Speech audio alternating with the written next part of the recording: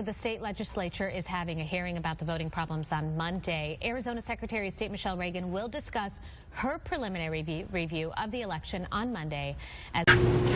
We have some preliminary findings that I will share with you now.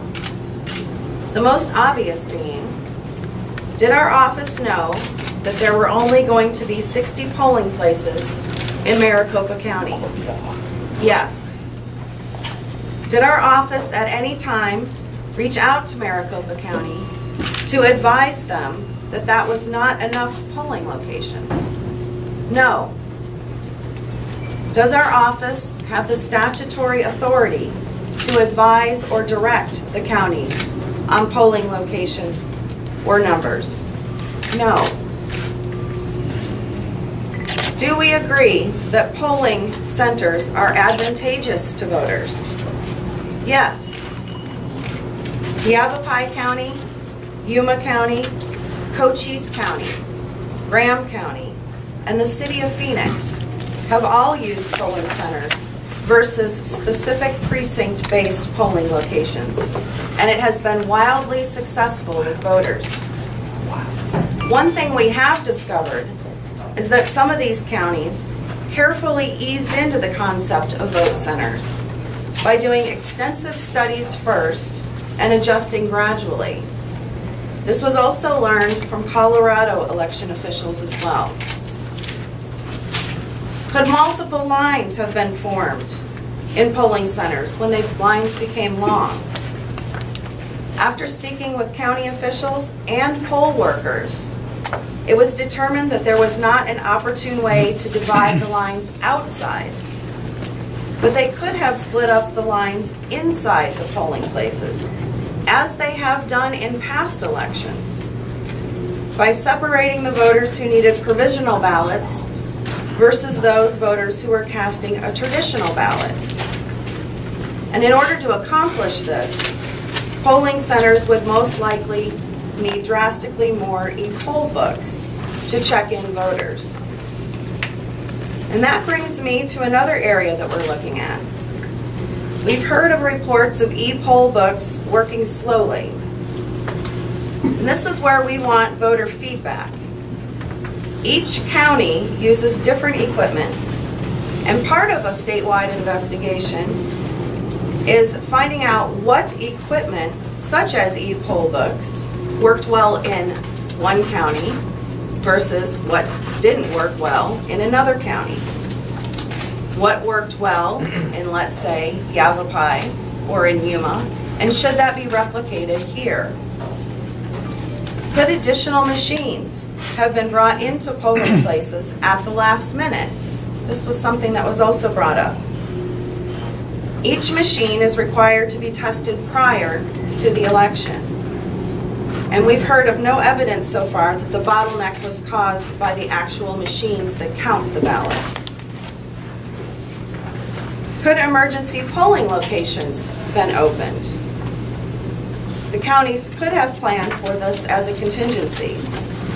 A polling place would need to have been AD compliant and added to a county's insurance certificate, and ample parking would need to have been assessed. There would need to have been alternative poll workers recruited and also trained in advance for emergency locations. And so far we have seen no evidence as of yet that there were any spare poll workers in reserve. Our office is also not leaving anything off the table. As election officials, we are all in this together. And what that means is if there's something in this office, the Secretary of State's office, that we could have done better, I want to know about it so that we can fix it. And we have found some things over the past couple of days where we could have performed better too. First, one of our polling place locators was not working consistently. We have two websites where there are polling place locators. One is on the Secretary of State website. That one was working as planned. The other one is on a vendor site called VoterView. That one was not working. We are working with our vendor to make sure their system matches our system.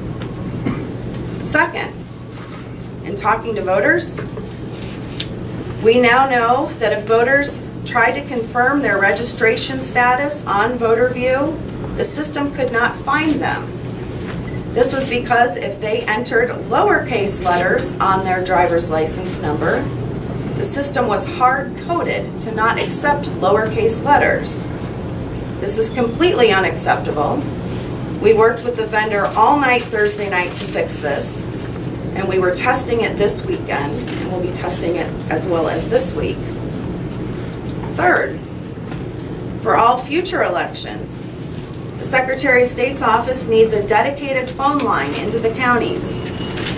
We took over 2,000 calls on Election Day. Many of those we were able to serve. Some of those we required the need to talk directly to the counties. And the only thing we could do was get into the queue on the regular county line along with everyone else. We are working with the counties to set up dedicated phone lines.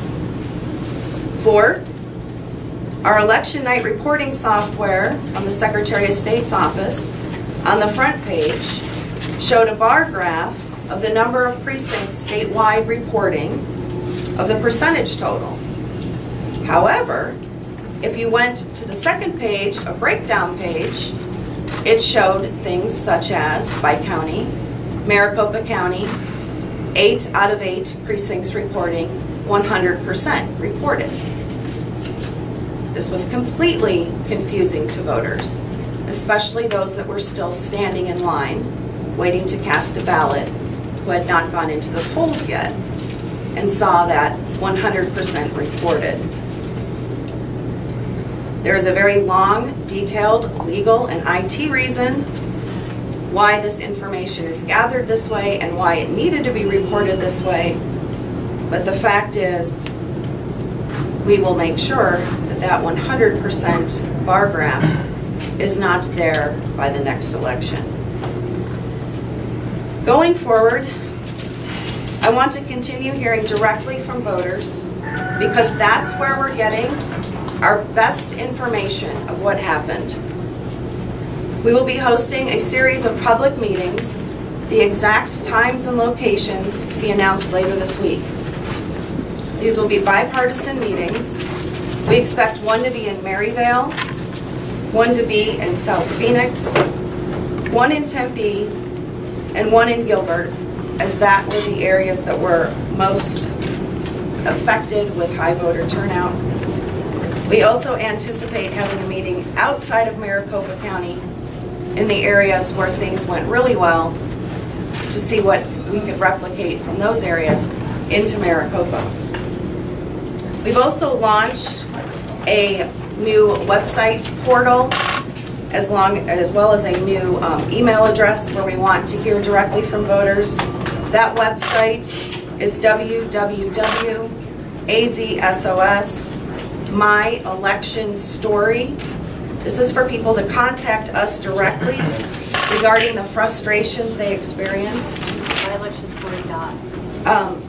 It's backslash, so www.azsos.gov/My Election Story. They can also access it at My Election Story at azsos.gov.